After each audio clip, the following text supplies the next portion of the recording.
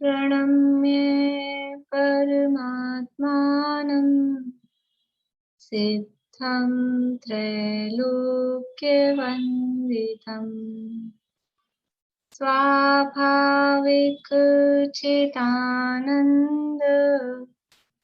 स्वरूपं निर्मलाव्ययम्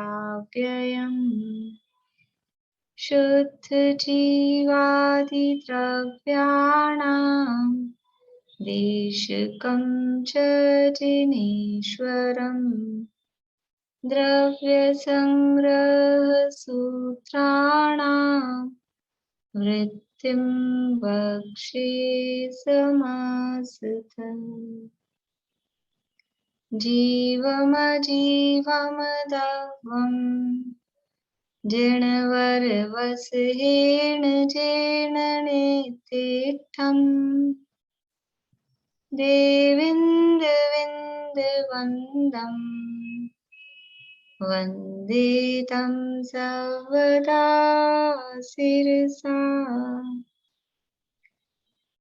कहे जीव अजीव जिनवर वृषभनि लोक में वे वंद्य सुरपति वृंद से वंदन करूं कर जोड़।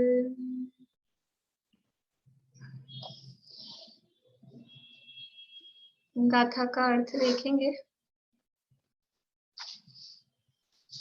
45 नंबर की गाथा है, पेज नंबर 219।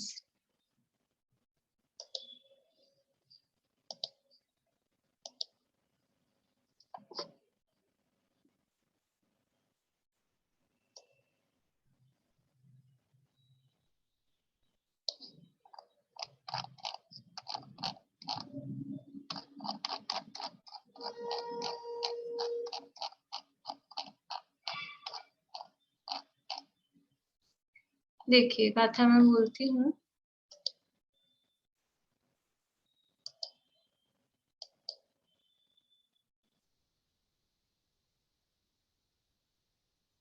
मीना चाची आप पीछे बोलिएगा। असुहादो विणवेत्ति असुहादो विनिवित्ति सुहे पवित्तीय जान चारितम सुहे पवित्य जान चारितम वद समिधि गुत्तिरूवम वद समिधि गुत्तिरूपम व्यवहारणया तुजिन भणियम व्यवहारणया दुजिन भणियम् असुहादो विणवेत्ति सुहे पवित्तीय जान चारितम वद समिधि गुत्तिरूवम व्यवहारणया तुजिन भणियम। असुहादो विनिवित्ति सुहे पवित्य जान चारितम वद समिति गुत्तिरूपम व्यवहारणया दुजिन भणियम्। हाँ, अर्थ देखिए। असुहादो यानी अशुभ, असुहादो अशुभ जो क्रियाएं हैं उनसे विनिवृत्ति यानी विशेष प्रकार से निवृत्त होना, निवृत्त होना, निवृत्ति यानी निवृत्त होना, और विनिवृत्ति यानी विशेष प्रकार से उनसे निवृत्त होना। सुहे पवित्ति, सुहे यानी शुभ में, शुभ कार्य में, पवित्ति यानी प्रवृत्त होना। अशुभ असुहादो अशुभ जो कार्य हैं उनसे निवृत्त होना, विनिवृत्ति विशेष प्रकार से निवृत्त होना, और सुहे प्रवृत्ति शुभ कार्यों में प्रवृत्त होना या प्रवृत्ति करना। जान चारित्रम उसको चारित्र जानो, यह यानी और अशुभ से निवृत्ति और शुभ में प्रवृत्ति जान चारित्रम, उसे जानो, चारित्रम यानी चारित्र। और वो चारित्र कैसा है उसके लिए आगे कह रहे हैं वध समिति गुप्ति रूपम, वो व्रत समिति और गुप्ती रूप है। किससे है व्रत समिति गुप्ती रूप?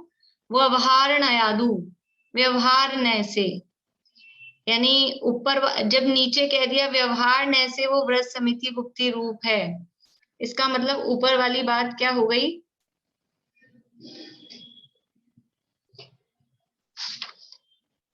या दोनों व्यवहार न को बीच में भी लगा सकते हैं। ये व्यवहार नया तो पूरी लाइन के लिए लगाना कि अशुभ से निवृत्ति, शुभ में प्रवृत्ति, उसे चारित्र जानो, और वो व्रत समिति गुप्ती रूप है, ऐसा व्यवहार न से जिण भणियम जिनेन्द्र भगवान ने कहा है। यानी चारित्र का स्वरूप, व्यवहार चारित्र का स्वरूप यहाँ बताया गया है। जो पिछली गाथा थी उसमें तो छद्मस्तों को ज्ञान दर्शन इसकी बात थी, और अब इस गाथा में चारित्र की बात कर रहे हैं, तो व्यवहार चारित्र का स्वरूप इस गाथा में बताया गया है। व्यवहार चारित्र का लक्षण, तो लक्षण है अशुभ से निवृत्ति, शुभ में प्रवृत्ति, ये व्यवहार चारित्र का लक्षण है। और उसके भेद कौन से होंगे? तो व्रत समिति गुप्ती रूप ये व्यवहार चारित्र के भेद हैं, ऐसा जिण भणियम जिनेन्द्र भगवान ने कहा है। फिर से अर्थ देख लीजिए। असुहादो विनिवृत्ति, अशुभ कार्यों से निवृत्त होना, विशेष प्रकार से निवृत्त होना, मतलब बिल्कुल निवृत्त हो जाना। सुहे प्रवृत्ति, शुभ में प्रवृत्ति करना। जान चारित्रम, उसे चारित्र जानो, और वह चारित्र व्रत समिति और गुप्ती रूप है, ऐसा व्यवहार न से जिनेन्द्र भगवान ने कहा है। देखिए अर्थ देख लीजिए। अशुभ कार्य की निवृत्ति और शुभ कार्य में प्रवृत्ति, उसे व्यवहार चारित्र जानो। व्रत समिति गुप्ती रूप, ऐसा वह चारित्र व्यवहार न से जिनेन्द्र देव ने कहा है। इस प्रकार से ये व्यवहार चारित्र का कथन करने वाली, उसका स्वरूप बताने वाली गाथा यहाँ पर कही गई है। पूर्णिमा आंटी आप बोलिएगा। असुहादो विनिवृत्ति, सुहे पवित्ति अजान चारित्रम, वद समिति गुप्ति रूपम, व्यवहारणयादु जिण भणियम। असुहादो विनिवृत्ति, सुहे पवित्ति अजान चारित्रम, वद समिति गुप्ति रूपम, व्यवहारेण यादु जिने भणियम। ठीक है, अब अपनी चर्चा जो 35वीं गाथा के संदर्भ में चल रही है, कोई गाथाएं सुनाना चाह रहे हैं आप लोग पीछे की? हाँ नीलम भाभी बोलिए। 43 तक याद है मुझको। 43 तक, तो 39 से 43 तक सुना दीजिए। हाँ। अपनी चर्चा 35वीं गाथा के संदर्भ में चल रही है। 35वीं गाथा का पाठ करते हैं। वद समिति गुप्तियो धम्मानुपेहा परिसहजोय, चारित्रं बहुवेया नायवा भाव संवर विशेषा। व्रत समिति गुप्ती धर्म अनुप्रेक्षा परिचय और अनेक प्रकार का चारित्र, इन सबको भाव संवर के भेद जानना। इनमें से व्रत समिति गुप्ती धर्म, इनकी चर्चा हुई। अनुप्रेक्षाओं की चर्चा अपनी चल रही है। अनुप्रेक्षाएं 12 होती हैं। अनित्य, अशरण, संसार, एकत्व, अन्यत्व, अशुचि, ये 6 भावनाएं वैराग्य उत्पन्न करने वाली हैं। और आश्रव, संवर, निर्जा, लोक, बोधि दुर्लभ और धर्म, ये 6 भावनाएं तत्वपरक हैं। जब वैराग्य के माध्यम से भाव भूमि कोमल हो जाती है, तब उसमें तत्व चिंतन रूपी बीज वो आसानी से प्रवेश करता है। तो पहले भाव भूमि तैयार की जाती है वैराग्य के माध्यम से। तो ये 6 भावनाएं हमारे चित्त की भूमि को निर्मल बनाती हैं, कोमल बनाती हैं, संसार शरीर भोगों से वैराग्य उत्पन्न कराती हैं। इसके बाद में आश्रव भावना में आश्रवों से विरक्ति की, आश्रवों से दूर होने की बात यहाँ पर कही गई थी, देखी थी। ये जो अपना पेज नंबर 129 पे जो उस दिन अपनी बात चल रही थी कि वो रत्नों रूपी रत्न जिसमें जहाज में भरे हैं, और यदि उस जहाज में एक छेद हो जाता है तो वो छेद से जल उसमें प्रवेश करता है, फिर वो समुद्र के किनारे के नगर में वो जो जहाज है वो जहाज किनारे पे नहीं पहुंच पाता है। ये तो उदाहरण दिया था। और उसके बाद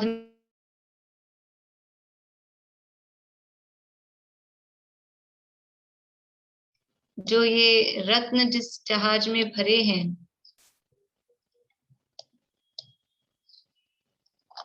सम्यक दर्शन ज्ञान चैत्य रूपी रत्न भरे हैं, और उसमें यदि ये आश्रव रूपी छेद हो जाता है, आश्रव रूपी छेद होने के कारण उसमें जल प्रवेश करता है और संसार समुद्र में वो डूब जाता है। तो यहाँ अपनी चर्चा हो रही थी कि ये मोक्ष को समुद्र मानना है कि मोक्ष को किनारा मानना है, वो थोड़ा सा अपना डिस्कशन चल रहा था। तो यहाँ संस्कृत में जो शब्द दिए थे मैंने उसको संस्कृत की डिक्शनरी में अर्थ देख लिया है उसका। ये देखिए 129 पेज पे हिंदी में लास्ट लाइन है। पहले हिंदी की लास्ट लाइन देख लीजिए, फिर संस्कृत की पढ़ के बताती हूँ। केवल ज्ञान अव्याबाद सुख आदि अनंत गुण रूप रत्नों से पूर्ण ऐसे मुक्ति रूपी समुद्र किनारे के नगर में नहीं पहुंच सकता है। ये यहाँ लाइन थी। तो ये मुक्ति रूपी समुद्र, तो ये मुक्ति को समुद्र नहीं कहा गया है, यहाँ हिंदी में समुद्र के किनारे ऐसा कुछ होना चाहिए, ऐसा मैं कह रही थी और वही सही है। ये देखिए ऊपर जो लिखा है संस्कृत की लास्ट लाइन देखिए, इसी पेज पे ऊपर जहाँ संस्कृत लिखी हुई है उसकी last line, second last line के लास्ट शब्दों से, न च केवल ज्ञान अव्याबाद सुख अनाद्य अनंत गुण रत्न पूर्ण मुक्ति वेला पत्तनम प्राप्नोत इति। तो मुक्ति वेला पत्तनम ये शब्द दिया है। मुक्ति वेला, वेला का अर्थ होता है समुद्र का किनारा, डिक्शनरी में देख लिया मैंने संस्कृत वाले डिक्शनरी में। तो वेला का अर्थ भी समुद्र का किनारा होता है। पत्तन का अर्थ तो होता ही पोर्ट, जिसे हिंदी में इंग्लिश में हम पोर्ट कहते हैं। जैसे विशाखापट्टनम, विशाखापट्टनम नाम सुना आप लोगों ने? वो समुद्र का वो पोर्ट है, किनारा है, क्या बंदरगाह जिसे बोलते हैं हिंदी में। तो ये पत्तन तो शब्द किनारे के अर्थ में है ही है, और वेला का अर्थ भी समुद्र का किनारा, ऐसा डिक्शनरी में अर्थ दिया है। तो मुक्ति है वो किनारा है। मुक्ति को हम समुद्र कहें वो किसी दूसरी अपेक्षा से दूसरे प्रकरण में वो अव्यवाद अनंत गुण समुद्र है, गुणों का समुद्र है, अनंत है, उस अर्थ में कहें वो चलेगा। लेकिन यहाँ क्योंकि संसार को समुद्र कहा है तो फिर समुद्र से पार होके वापस से समुद्र में जाएंगे तो वो मतलब बात बैठती नहीं है, वो उचित नहीं लगती है। तो संसार समुद्र से निकल,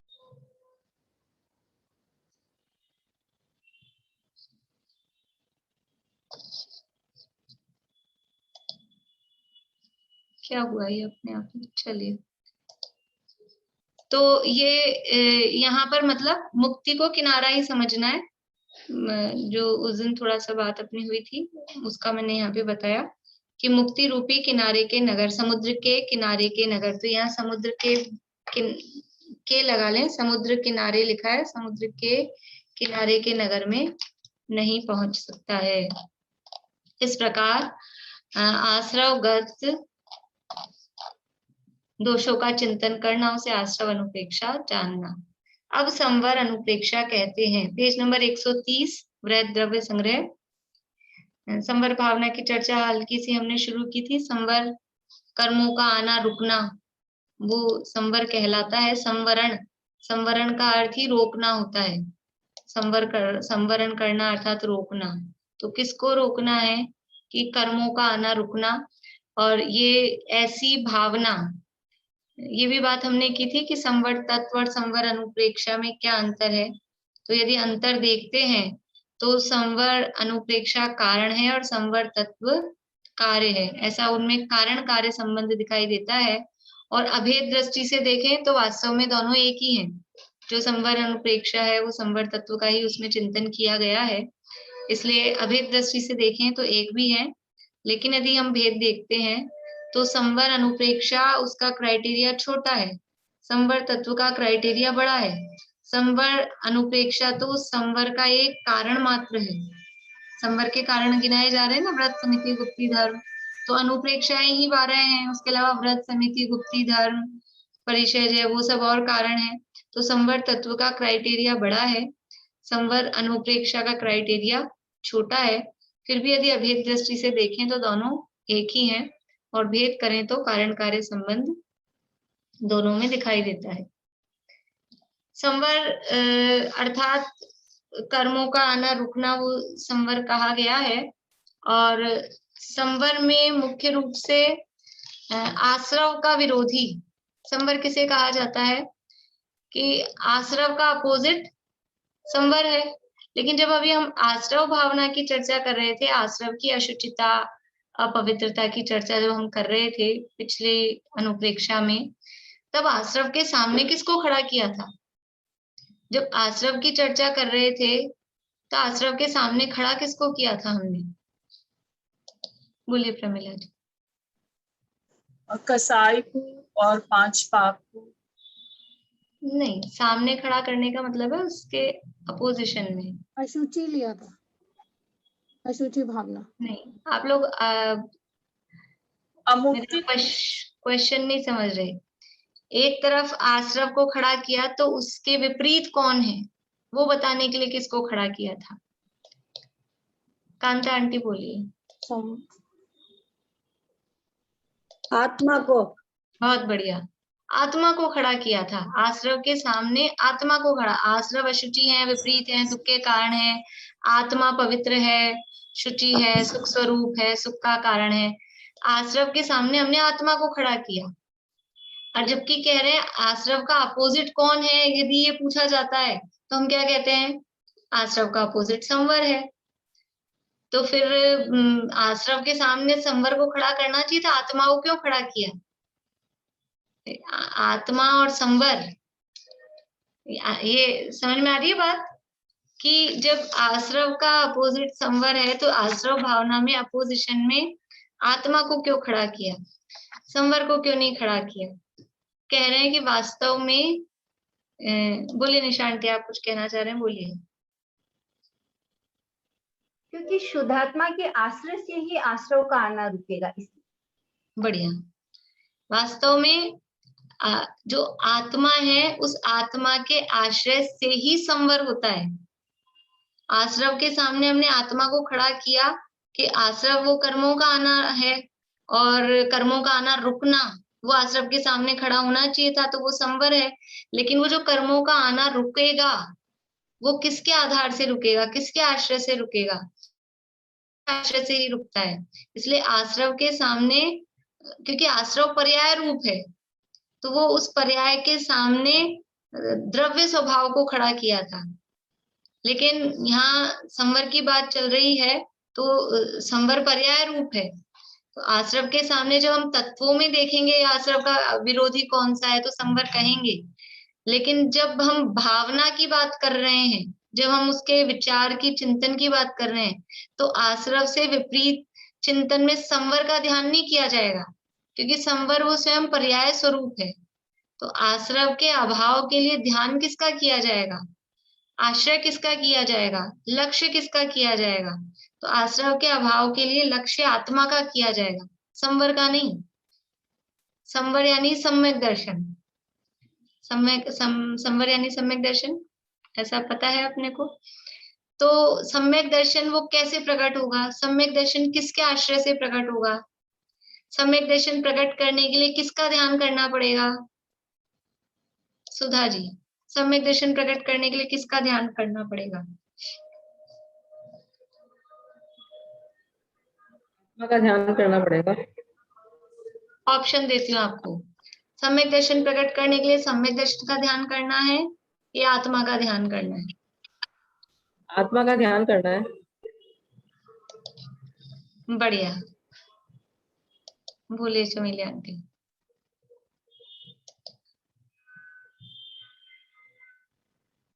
आत्मा का ही करेंगे ध्यान तो समय में भी।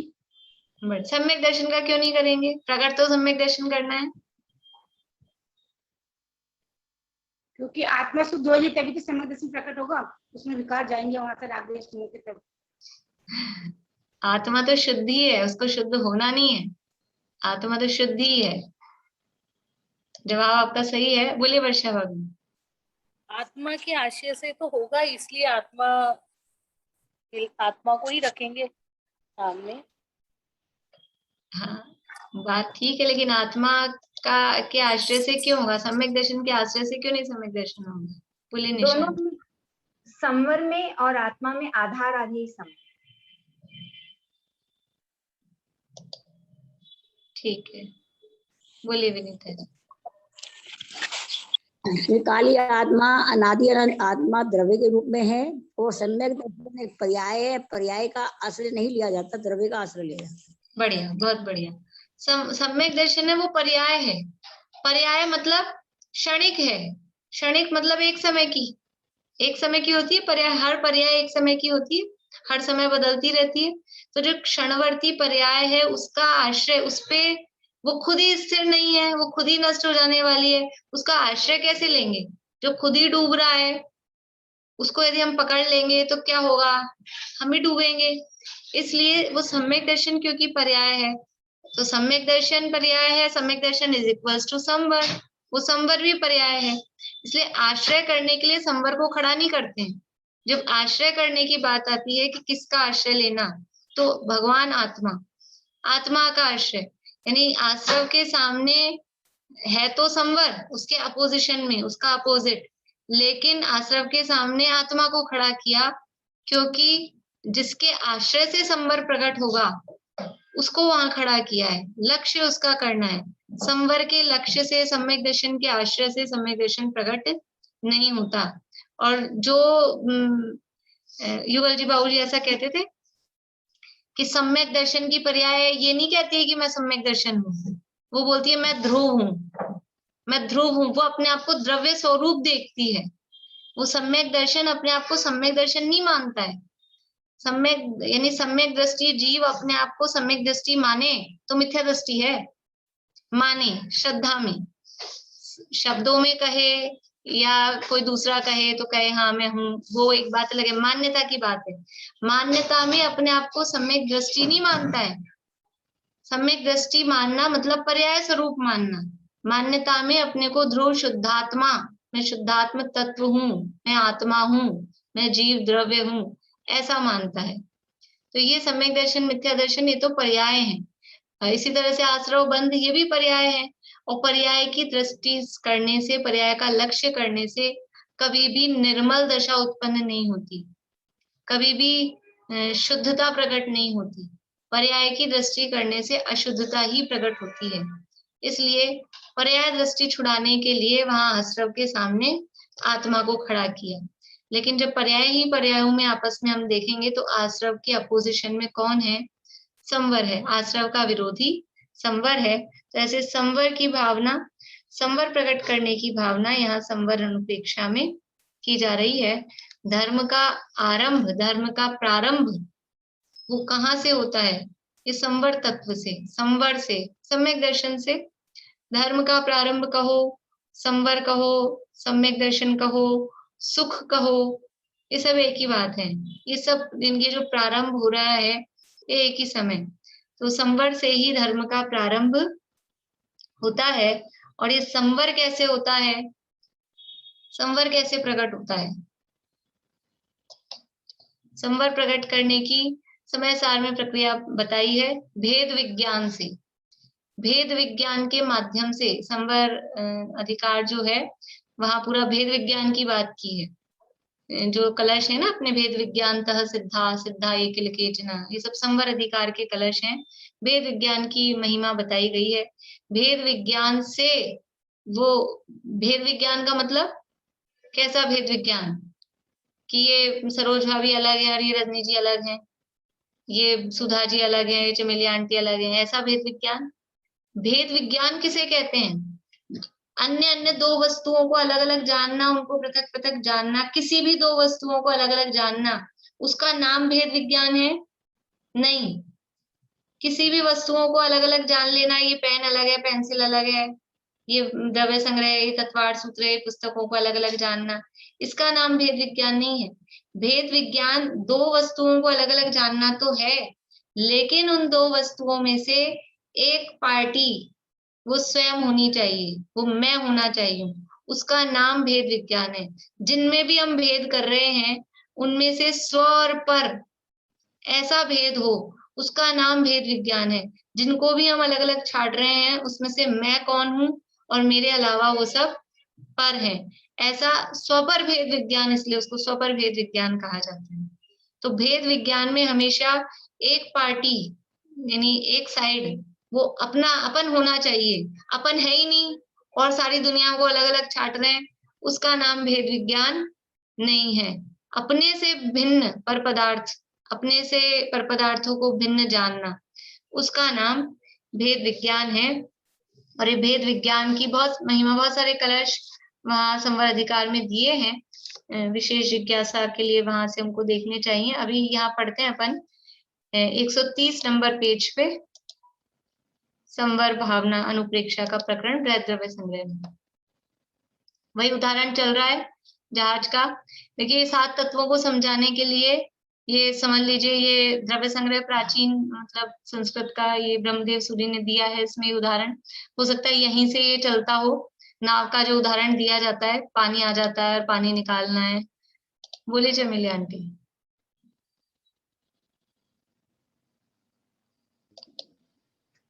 अपन इसका मतलब जब भी किसी वस्तु में भेद करेंगे तो अपने को स्वयं को उसके साथ जोड़ेंगे, तब जाके भेद हो पाएगा उसमें, जितनी भी वस्तुएं हैं, जैसे जो भी। किसी भी वस्तु में भेद करने के लिए अपने को जोड़ना नहीं है, भेद विज्ञान के लिए जब भेद विज्ञान करना है, सम्यक दर्शन की प्राप्ति करनी है संवर की, तब उसमें से अपने से भिन्न, अपने से भेद देखना है, अपने से भिन्नता देखनी है। ऐसे घर गृहस्थी के काम करने में हर चीज में अपन अपने आप को नहीं जोड़ेंगे।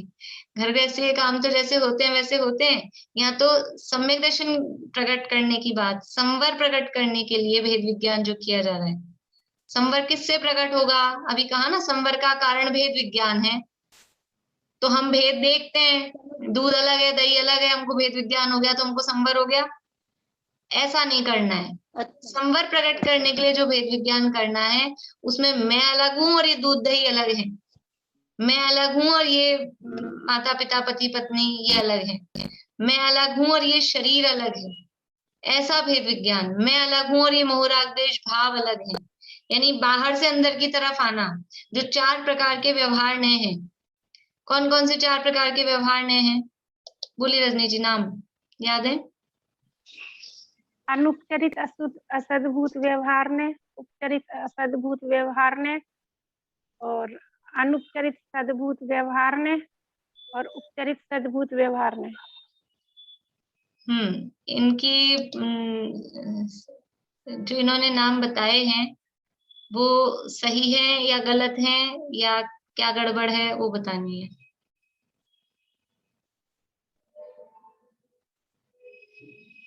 बोलो, समीक्षा बता रहे हो आप? मैंने बुआ को तो नहीं सुना, मैं ही बता देती हूँ।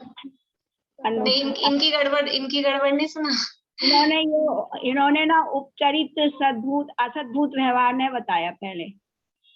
अनुपचरित, बढ़िया। क्रम में गड़बड़ की, नाम तो चारों सही बोले लेकिन पहले नंबर पे अनुपचरित असद्भूत बोला आपने, जबकि है कौन सा? उपचरित असद्भूत से स्टार्ट होना है। क्यों मैं इस क्रम पे, अभी वैसे भी क्रम से ही अपन नंबर से बोलेंगे तो आपका सारा ही गड़बड़ हो जाएगा। अगर अपन ने 1 नंबर का बोला और आपने अनुपचरित असद्भूत कर दिया तो गड़बड़ हो ही जाएगी। और बाहर से अंदर की तरफ आना है तो पहले उपचरित असद्भूत व्यवहार नए के विषय से भेद करें। ये जो बाहर की जितनी भी चीजें हैं, कपड़े लत्ते, मकान, धन, रुपया, पैसा, माता पिता पति पत्नी बच्चे, ये सब कौन से नए का विषय है? ये सब उपचरित असद्भूत व्यवहार नए के विषय हैं। तो पहले इनसे भेद जाने, फिर इनसे भेद जाने, उसके बाद में अंदर आए तो अंदर आए तो कहाँ आए, अनुपचरित असद्भूत व्यवहार के विषय में। तो ये शरीर से मैं भिन्न हूँ, द्रव्य कर्म से मैं भिन्न हूँ, ये दूसरे नंबर के व्यवहार से भिन्नता। फिर और अंदर आए तो कौन सा होगा तीसरे नंबर का, उपचरित सद्भूत व्यवहार ने। तो उपचरित सद्भूत व्यवहार ने क्या कह रहा है कि मोह राग द्वेष आदि विकारी भावों को वो अपना कह रहा है, तो ये मोह राग द्वेष से भी मैं भिन्न हूँ। फिर और अंदर आए तो फिर पर्यायों से भी, निर्मल पर्याय वो भी उपचरित सद्भूत व्यवहार का विषय है ना, विकारी और अल्प विकसित पर्याय, तो उनसे मैं भिन्न हूँ। फिर और अंदर आए अनुपचरित सद्भूत व्यवहार ने, तो वो भेद करता है, पूर्ण विकसित पर्याय को अपना कहता है और गुण भेद करता है। तो ये पूर्ण विकसित पर्याय यानी पर्याय मात्र मैं नहीं हूँ, या ये ज्ञान दर्शन सुख वीर्य के जो भेद हैं, ये भेद भी मैं नहीं हूँ। ऐसा ये भेद विज्ञान, इसलिए ये जो नए बताए गए हैं इस क्रम से, भेद विज्ञान के क्रम से, इस तरह से भेद करते हुए अंदर आना है। कोई बाहर की वस्तु, ये रुपया मेरा, पैसा मेरा, कपड़े लत्ते मेरे, इनको मेरा मानना तो छोड़े नहीं और सीधा ही ये राग मेरा नहीं है, ये मोह मेरा नहीं है, लेकिन रुपया पैसा तो मेरा है, ऐसा नहीं चलेगा। वहां से भेद विज्ञान होते हुए, वहां से अपनत्व छूटे, बाहर से अंदर की तरफ आया जाता है। बाहर के कपड़े खुलते हैं, फिर अंदर के कपड़े खुलते हैं। डायरेक्ट ही अंदर का खोले कोई, शर्ट तो उतारे नहीं, बनियान खोलूंगा, ऐसा होगा? शर्ट उतरे बिना बनियान खुलेगी क्या? नहीं खुलेगी। तो पहले बाहर से भेद विज्ञान होगा, फिर अंदर के, यानी बाहर से अंदर की तरफ, सूक्ष्मता की तरफ, स्थूलता से सूक्ष्मता की तरफ आया जाता है। तो ये भेद विज्ञान, ये संवर का प्रोसेस है, ये संवर का कारण है, संवर की प्रक्रिया है। भेद विज्ञान इस की प्रक्रिया से संवर होता है। संवर प्राप्त करने के लिए भेद विज्ञान को भाया जाता है, निरंतर इस भेद विज्ञान की भावना, यानी संवर प्रकट करने के लिए क्या करना है कि जैसे कोई बड़ा मोटा लकड़ी का गट्ठा, वो होता है लॉग गट्ठा, उसको काटना होता है, तो क्या करते हैं, वो एक बार लगाया और हो जाते 2 टुकड़े। अब वो आजकल की तो मशीन है, लेकिन मशीनों से भी एकदम से झटके से नहीं होता है, थोड़ा सा तो उनको चलाना ही पड़ता है, तो वो बराबर चलता है लगातार, तब जाके वो 2 फाड़ उसकी होती है, 2 टुकड़े होते हैं। कब होते हैं कि निरंतर चलता है। ऐसा कलश दिया है, जब इस तरह धारा प्रवाही ज्ञान का आरा चला, तब जीव और अजीव में अति विकट विघटन हो चला। ये धारा प्रवाही ज्ञान का आरा, अभीक्ष्ण ज्ञानोपयोग, अभीक्ष्ण ज्ञानोपयोग भावना है ना, ये भेद विज्ञान के लिए है। ऐसे नहीं आज अभी कर लिया छूट जाता है। अभी हम लोग समझ लो 10 लक्षण आए हैं तो 10 दिन मिलते हैं हमको, लेकिन जब तक हमारी वो अभीक्ष्णता गहरी होती है 10 दिनों में, उसके बाद 10वें 11वें दिन सब खत्म, और फिर वो आएंगे 355 दिन बाद, तो ये सब छूट जाता है। ये 10 दिन तो केवल यानी क्या कहते हैं, सैंपल के हैं, ट्रायल के हैं। फिर 355 दिन वो काम अभीक्ष्ण चलाना था, वो पूरा धारा लगातार, और हम तो रोक देते हैं। तो वो जो मतलब वो जितनी देर वो किया ना 10 दिन, वो भी बेकार, बेकार मतलब छूट जाता है, वो उसका कोई असर नहीं होता है, कोई फायदा ही नहीं होता है उसका। तो ये अभीक्ष्ण लगातार चलाना है। अब ये पर्व के दिन आज तीसरा चौथा दिन हो गया ना आज। शुरू के दिनों में शांति जी भाई साहब एक उदाहरण देते हैं इसके लिए कि शुरू के दिनों जैसे दूध औटाने चढ़ाओ तो शुरू में पतला होता है, मावा बनाना है दूध का, तो शुरू में तो पतला होता है, तो पतला है, लेकिन जैसे जैसे वो मतलब काफी देर हो गई, टाइम हो गया उसको चढ़ाए हुए, तो क्या होता है, वो गाढ़ा होता जाता है, मावा बनता है उसका। तो ये शुरू के पर्व के दिन थे। अभी हमारा भेद विज्ञान का जो ये थी, ये दूध, ये भी पतला था, लेकिन अब इसको गाढ़ा करना है। ये गाढ़ा होता है, अंत में जाते जाते ब्रह्म आकिंचन ब्रह्मचर्य धर्म 10 सार हैं, तब तक हमको वो सार है ना, तो मावा मिल जाना चाहिए 9वें 10वें दिन तक।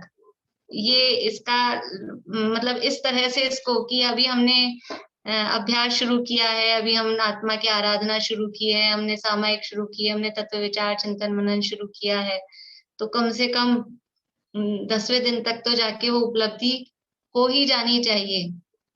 इस तरह से मतलब होते भी हैं परिणाम, आप देखो अब जैसे जैसे वो लास्ट के दिन आएंगे तो वो परिणाम भी उतने गहरे होते जाते हैं, लेकिन वो जितने गहरे होते हैं 14 के दिन वो पूनम पड़वा आते ही सारा साफ हो जाता है मामला। तो कोशिश करनी चाहिए कि वो बना रहे, और नहीं तो फिर वो छूटने से पहले ही अपन तो पकड़ लें जिसको पकड़ना है, जो मिलना जो हमको चाहिए वो पहले ही मिल जाए, ये छूटने से पहले, ऐसा प्रयास करना चाहिए।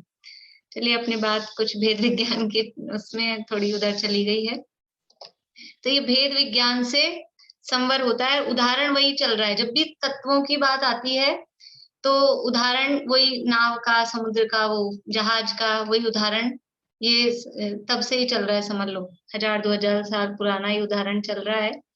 तो यहाँ संवर अनुप्रेक्षा में कहा कि जिस प्रकार वही जहाज छिद्र बंद हो जाने से उसमें पानी का प्रवेश न होने के कारण निर्विघ्न रूप से समुद्र किनारे के नगर में पहुंच जाता है।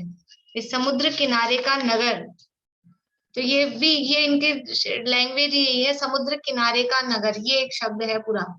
तो वो पीछे अपन को कंफ्यूजन हो रहा था। इस समुद्र किनारे का नगर मतलब समुद्र के किनारे का नगर, ऐसा। जिस प्रकार वही जहाज छिद्र बंद हो जाने से उसमें पानी का प्रवेश न होने के कारण निर्विघ्न रूप से समुद्र किनारे के नगर में पहुंच जाता है, उसी प्रकार जीव रूपी जहाज निज शुद्धात्मा की संवित्ति के बल से इंद्रियादि आश्रवों रूप छिद्र बंद होने पर उसमें कर्म रूपी जल का प्रवेश न होने के कारण निर्विघ्न रूप से केवल ज्ञानादि अनंत गुण रत्नों से पूर्ण ऐसे मुक्ति रूपी समुद्र किनारे के नगर में पहुंच जाता है। जब वो जहाज का छिद्र बंद हो जाता है तो पानी आना रुक गया, तो पानी आना अंदर भरना रुक गया, तो अब वो डूबेगा नहीं और वो किनारे पे जो नगर है उसमें पहुंच जाएगा। उसी तरह से ये जीव रूपी तो है जहाज, और इसमें वो छिद्र कैसे बंद किया, वो छेद बंद करने के लिए कुछ अपने आप छेद बंद हो जाता है क्या? कोई छेद हो गया हो तो वो अपने आप बंद हो जाएगा क्या? उसके लिए कुछ पुरुषार्थ करना पड़ेगा। तो क्या पुरुषार्थ करना पड़ेगा? निज शुद्धात्मा की संवित्ति का बल, पुरुषार्थ, बल, ताकत, क्या एफर्ट करना पड़ेगा? ये एफर्ट है, ये बल है, ये ताकत है। अपने आत्मा का अनुभव, संवित्ति, उसका विशेष रूप से जो अनुभव किया, संवेदन किया, तो आत्मा का संवेदन के बल से क्या होता है? ये इंद्रियादि आश्रव, इंद्रिय, कषाय, अवृत, क्रिया, ये जो आश्रव के 39 भेद बताए, वो आश्रवों रूपी छिद्र बंद हो जाते हैं, और वो बंद होने पर उसमें कर्म रूपी जल का प्रवेश फिर नहीं हो पाता। यानी वो छिद्र जितनी सीमा में बंद हुए हैं, जितने रूप से बंद हुए हैं, उतना उतना वो जल का आना भी रुका है। उसको हम पाटली लगा सकते हैं।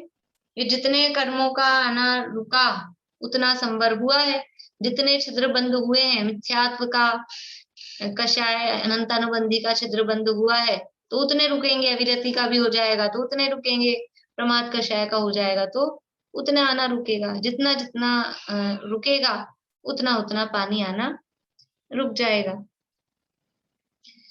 उसी प्रकार जीव रूपी जहाज निज शुद्धात्मा की संवित्ति के बल से इंद्रियादि आश्रवों रूपी छिद्र बंद होने पर उसमें कर्म रूपी जल का प्रवेश न होने के कारण निर्विघ्न रूप से, अब कोई विघ्न नहीं है, जब वो छेद बंद कर दिया तो फिर आराम से चला जाता है।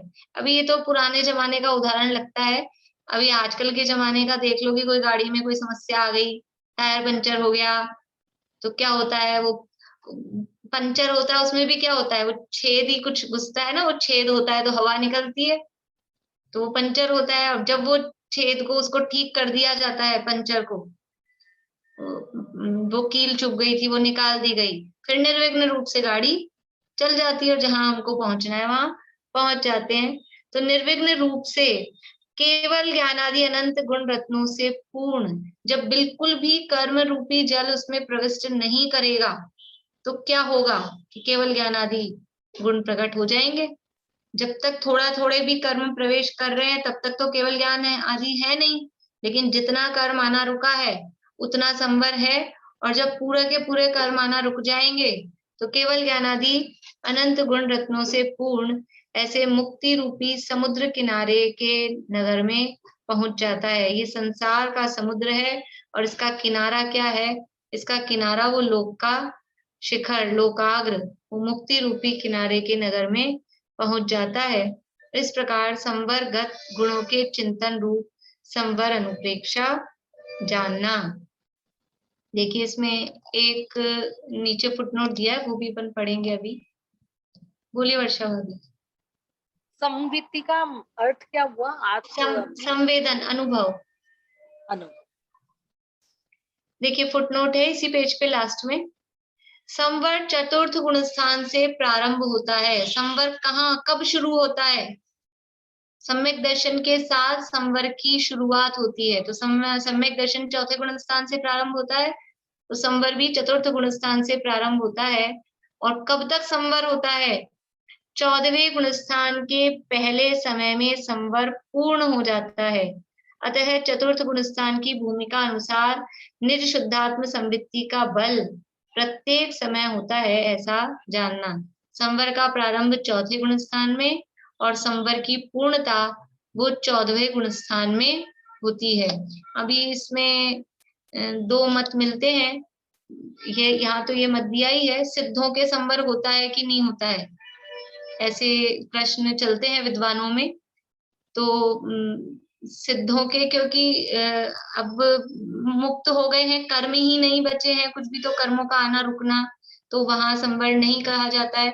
और कुछ ये तर्क देते हैं कि यदि कर्मों का आना नहीं रुका हुआ है तो फिर कर्म आ जाएंगे, इसलिए संवर भी वहां मानो। लेकिन वास्तव में वहां संवर नहीं कहा जाता है, 14वें गुण स्थान तक ही संवर है। और क्योंकि संवर अब निर्जरा भी नहीं है, निर्जरा है क्या सिद्धों के? निर्जरा भी नहीं, अब कोई कर्म ही नहीं बचे हैं, पूरी मुक्त दशा प्रकट हो गई है, इसलिए संवर निर्जरा वो एक देश शुद्धता अपूर्णता की जैसी दशा है, तो मोक्ष में उसका काम वास्तव में नहीं है। बोलिए भारती। वो जो एग्जाम्पल दिया है ना समुद्र में ये नाव में छिद्र होने वाला, तो उसमें जैसे आपने बोला कि जैसे थोड़े जितना छिद्र बंद करेंगे उतना उतना कर्म का आना रुकेगा, लेकिन अगर समुद्र में नाव है और छिद्र तो एक भी अगर बचा तो वो डूबेगी ही डूबेगी। नहीं, उसको ऐसे समझना कि जैसे छेद तो था बड़ा, लेकिन अपन ने जो भी लगाया अपने को प्रॉपर फिटिंग वाला ढक्कन नहीं मिला, तो कुछ थोड़ा छोटा मिला, तो कुछ तो रुक गया, कहीं से साइड में से अभी लीकेज है तो कम आ रहा है ऐसा, लेकिन डूबने जैसा नहीं है। मान लो अपन ने कुछ कपड़ा वपड़ा ठूस दिया ऐसा, तो वो थोड़ा बहुत लीकेज उसमें रहता है, ऐसा समझना उसको। तो अभी क्योंकि ये जो साधक दशा है, इस साधक दशा में संवर भी है और आश्रव भी है, मिश्र दशा है ना।